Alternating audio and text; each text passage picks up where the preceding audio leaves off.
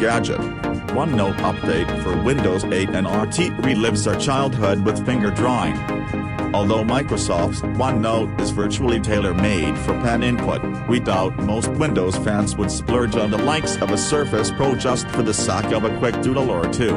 With the latest update to OneNote for Windows 8 and RT, they won't have to. The app refresh lets touchscreen PC users draw with their fingers using the same color and thickness options as their stylus-toting counterparts. The new input method won't be as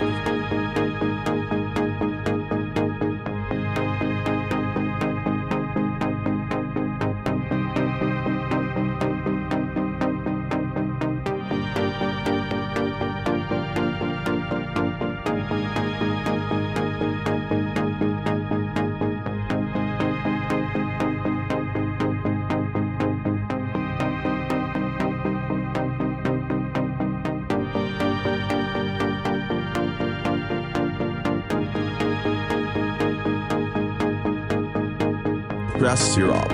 The Netherlands, ditch the king. Hire an actor. The New York Times, New York, on April 30th, the Dutch Queen Beatrix abdicated in favor of her son Willem-Alexander.